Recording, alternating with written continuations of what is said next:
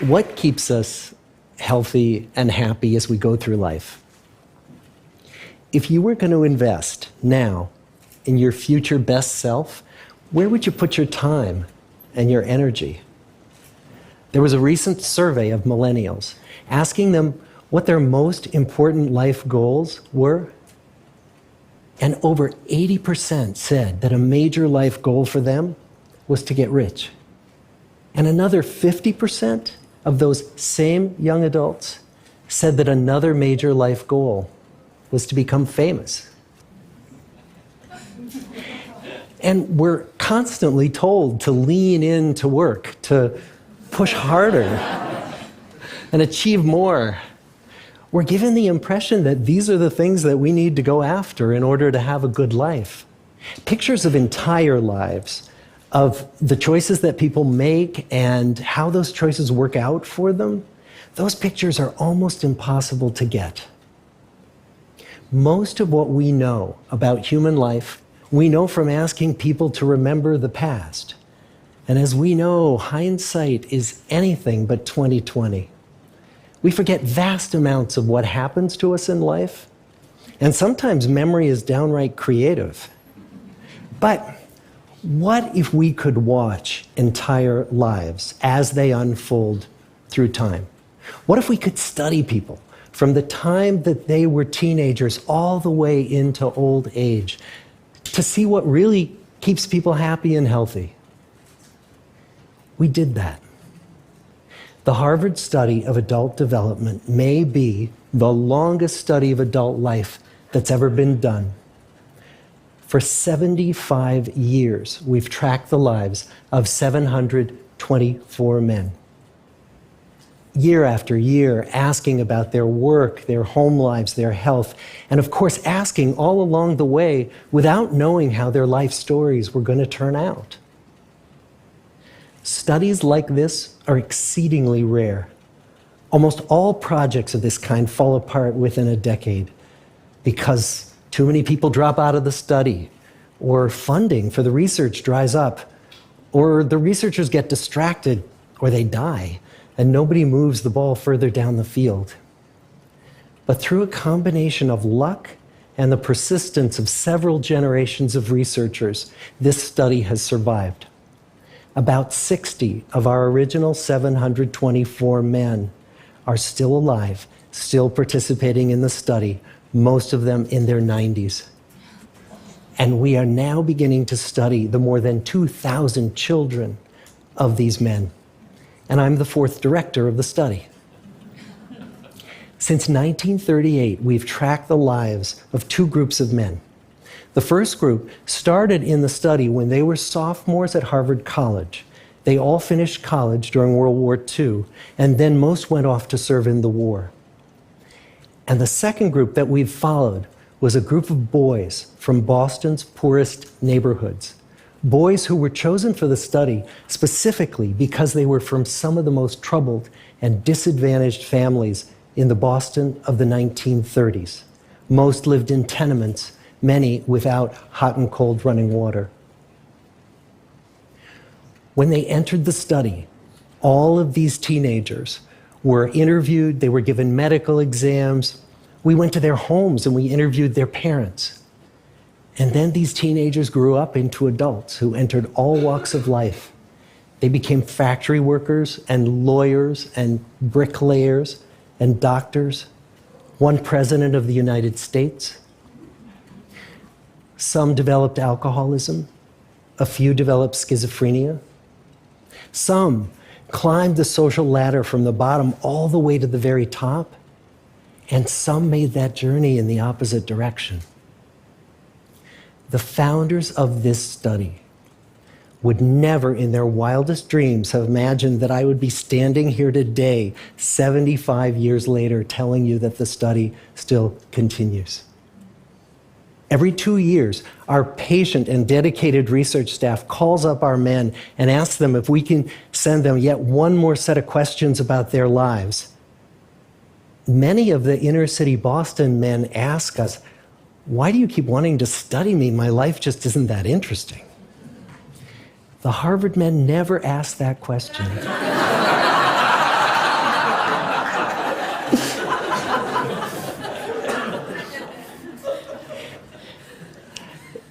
get the clearest picture of these lives, we don't just send them questionnaires. We interview them in their living rooms. We get their medical records from their doctors. We draw their blood. We scan their brains. We talk to their children. We videotape them talking with their wives about their deepest concerns. And when, about a decade ago, we finally asked the wives if they would join us as members of the study, many of the women said, "You know, it's about time." So what have we learned? What are the lessons that come from the tens of thousands of pages of information that we've generated on these lives? Well, the lessons aren't about wealth or fame or working harder and harder. The clearest message that we get from this 75-year study is this: good relationships keep us happier and healthier, period. We've learned 3 big lessons about relationships. The first is that social connections are really good for us and that loneliness kills. It turns out that people who are more socially connected to family, to friends, to community are happier, they're physically healthier, and they live longer than people who are less well connected. And the experience of loneliness turns out to be toxic. People who are more isolated than they want to be from others find that they are less happy, their health declines earlier in midlife, their brain functioning declines sooner, and they live shorter lives than people who are not lonely. And the sad fact is that at any given time, more than 1 in 5 Americans will report that they're lonely. And we know that you can be lonely in a crowd and you can be lonely in a marriage. So the second big lesson that we learned is that it's not just the number of friends you have, and it's not whether or not you're in a committed relationship, but it's the quality of your close relationships that matters. It turns out that living in the midst of conflict is really bad for our health. High conflict marriages, for example, without much affection, turn out to be very bad for our health, perhaps worse than getting divorced. And living in the midst of good, warm relationships is protective. Once we had followed our men all the way into their 80s, we wanted to look back at them at midlife and to see if we could predict who was going to grow into a happy, healthy octogenarian and who wasn't. And when we gathered together everything we knew about them at age 50, it wasn't their middle-aged cholesterol levels that predicted how they were going to grow old. It was how satisfied they were in their relationships. The people who were the most satisfied in their relationships at age 50 were the healthiest at age 80. And good, close relationships seem to buffer us from some of the slings and arrows of getting old. Our most happily partnered men and women reported in their 80s that on the days when they had more physical pain, their moods stayed just as happy. But the people who were in unhappy relationships, on the days when they reported more physical pain, it was magnified by more emotional pain. And the third big lesson that we learn about relationships and our health is that good relationships don't just protect our bodies, they protect our brains. It turns out that being in a securely attached relationship to another person in your 80s is protective. That the people who are in relationships where they really feel they can count on the other person in times of need, those people's memories stay sharper longer. And the people in relationships where they feel they really can't count on the other one, those are the people who experience earlier memory decline. And those good relationships, they don't have to be smooth all the time. Some of our octogenarian couples could bicker with each other day in and day out. But as long as they felt that they could really count on the other when the going got tough, those arguments didn't take a toll on their memories. So, this message that good, close relationships are good for our health and well-being, this is wisdom that's as old as the hills. Why is this so hard to get and so easy to ignore? Well, we're human. What we'd really like is a quick fix, something we can get that'll make our lives good and keep them that way. Relationships are messy and they're complicated, and the hard work of tending to family and friends, that's not sexy or glamorous. It's also lifelong. It never ends. The people in our 75-year study who were the happiest in retirement were the people who had actively worked to replace workmates with new playmates. Just like the millennials in that recent survey, many of our men, when they were starting out as young adults, really believed that fame and wealth and high achievement were what they needed to go after to have a good life.